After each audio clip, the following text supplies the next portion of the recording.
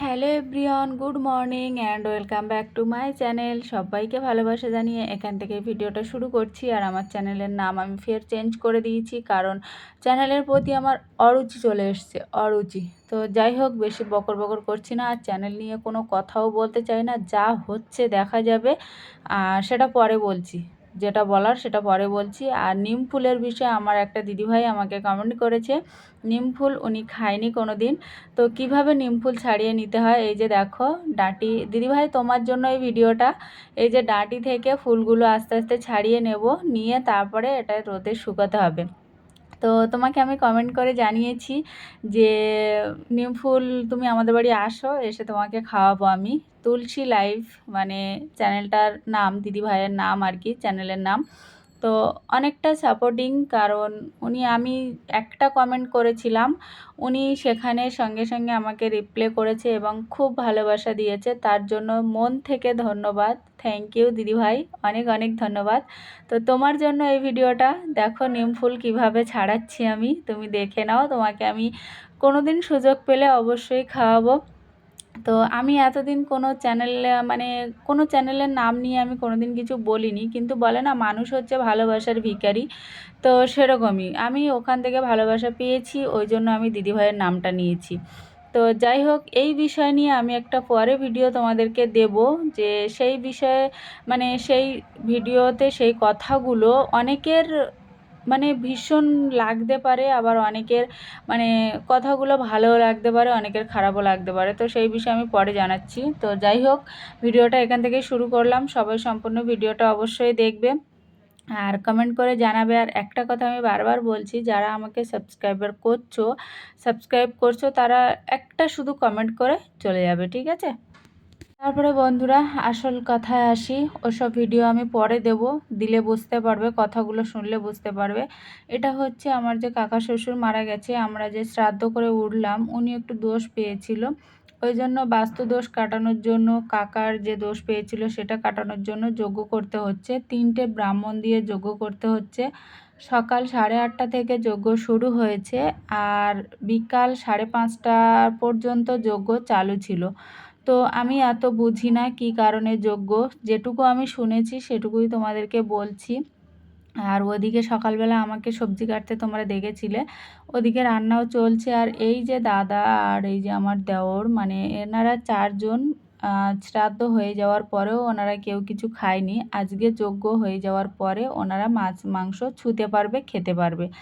তো ওনারা যজ্ঞ থেকে উঠে প্রচুর কাজকর্ম করেছে এ কদিন, মানুষকে মানে যতটা লোক দিয়ে করানো হয়েছে, ওনারা একদিনে সমস্ত কাজ, ঝাড়ঝুট, পরিষ্কার, মানে যা না করা সবটাই করেছে। প্রচুর কাজ করেছে, প্রচুর। কিন্তু তারপরে সবাই তো একটু অসুস্থ হয়ে পড়েছিল, যেহেতু হঠাৎ মাছ খাওয়া, মাংস খাওয়ার, অ্যাকচুয়ালি আমি তো মাংস খাই না। তো যাই হোক, আমার কথা আর বলছি না। এখানে দেখো যজ্ঞ শুরু হয়ে গেছে, আর ওই যে হোমের উপরে যেটা রান্না হচ্ছে, ওটা অ্যাকচুয়ালি আতপ চালের ভাত রান্না হচ্ছে। তো যেটা বলছিলাম, ওটা আতপ চালের ভাত রান্না হচ্ছে। ওই ভাত পরে নিয়ে আবার যজ্ঞে, হোমে ওই আগুনে ফেলা হবে। বেলপাতা, তারপরে কদম ফুলের পাতা, মানে অনেক কিছু দিয়ে, আমি অত পাতা গাছ চিনি না।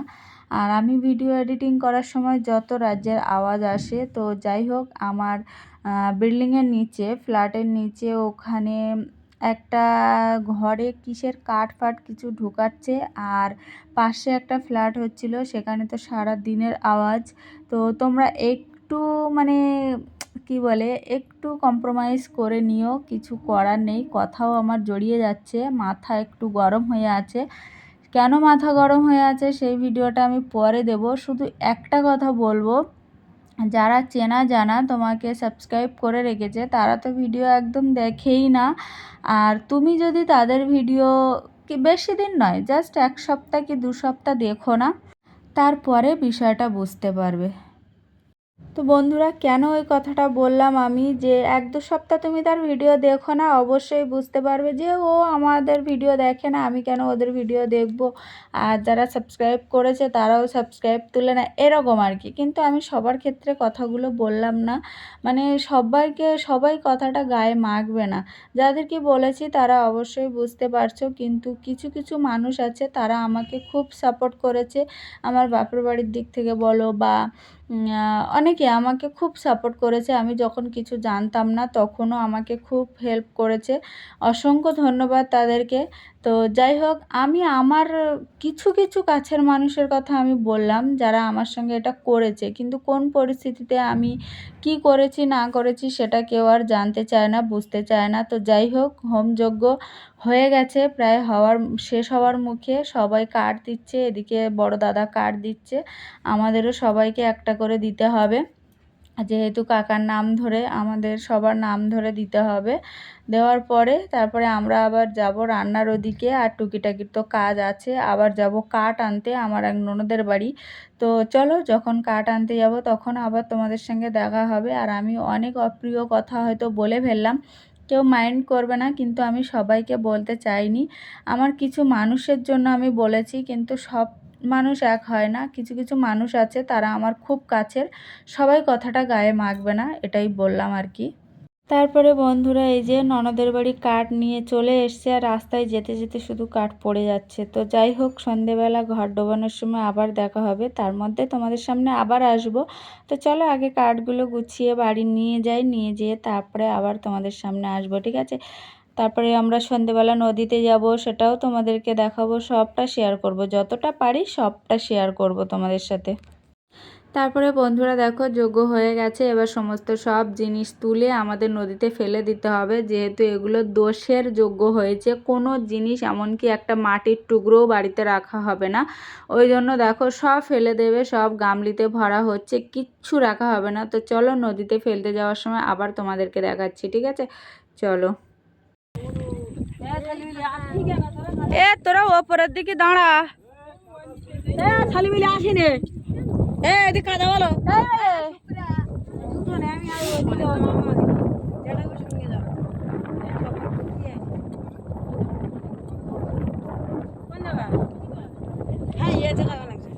জলে কেউ নামবে না, কিনতেই দিতে দেবে।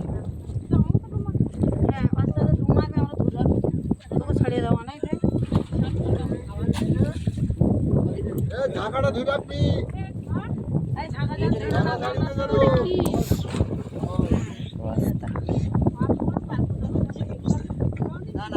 ঠাকুর দিলে ঠাকুর দেবাই বলে ধরে দিলে ফেলে দিবি।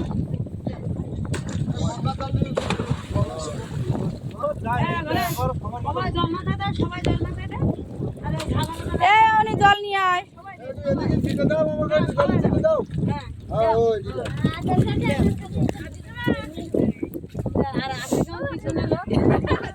তুমি কি করতেছো?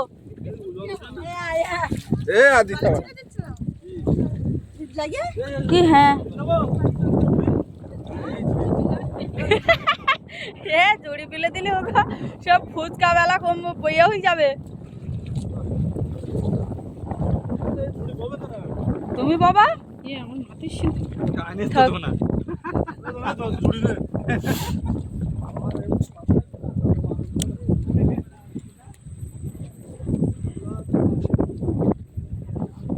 ফের বন্ধুরা নদী থেকে বাড়ি আসার পরে আমরা রেডি হয়ে নিচ্ছি সবাই। আমি তো শাশুড়ি মার শাড়ি পরে নিয়েছি, যেহেতু আমি একটা হালকা শিফনের শাড়ি পরে এসেছিলাম শ্রাদ্ধ কাটিয়ে বাড়ি চলে যাব বলে। কিন্তু আমরা যাচ্ছি অ্যাকচুয়ালি আমার বড় মামা শ্বশুর বাড়ি। বড় মামা শ্বশুর মারা গেছে অনেক আগে, মানে আমার বড় মামা শ্বশুরের ছেলে যখন 2.5-3 বছর এরকম তখন মারা গেছে। তো ওনার ছেলে আবার ওনার কাজ করছে, ওই জন্য একই সঙ্গে শ্রাদ্ধর কাজ পড়েছে, তো আমরা যেতে পারিনি। তো আজকে খাওয়া দাওয়া আছে, ওই জন্য আমরা যাব, না গেলে নয়, বাধ্যতামূলক, তাই আমাদেরকে যেতে হচ্ছে। আর আমাদের শাশুড়ি মা তো এমনি খুব কষ্ট করেছে সারা মানে শ্রাদ্ধর দিনগুলোর থেকে নিয়ে শুরু করে।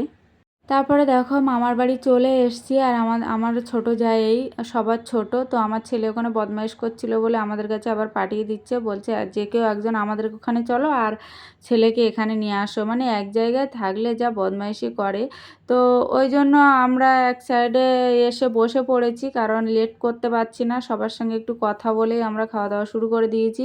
কারণ সবাইকার কষ্ট হচ্ছে, সেই শ্রাদ্ধর দিন থেকে নিয়ে 4-5 দিন ধরে প্রচুর কষ্ট হচ্ছে, ওই জন্য আমরা লেট করলাম না।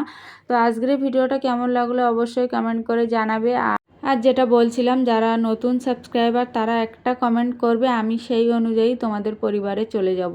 তো চলো এই পর্যন্তই রাখছি, দেখা হবে নেক্সট ভিডিওতে। কেমন লাগলো অবশ্যই কমেন্ট করে জানাবে। আর বারবার বলছি, তোমরা একটা কমেন্ট করবে, সেই কমেন্ট অনুযায়ী আমি তোমাদের পরিবারে অবশ্যই অবশ্যই ঘুরে আসব। আর আমার ছেলে এই যে চলে আসলো, মানে শরীর টানছে না, এত কষ্ট হচ্ছে আমাদের, খাবো কিন্তু না কিছু, তবু বাধ্যতামূলক আমাদের আসতে হয়েছে, যেহেতু মামার কাজ, আমার শাশুড়ি মার বাপের বাড়ি, না আসলেও ওনারও মন খারাপ লাগবে। আর তোমাদের দাদা সারাক্ষণ ওই ফোন আর ফোন। তো চলো টাটা, দেখা হবে নেক্সট ভিডিওতে। Good night.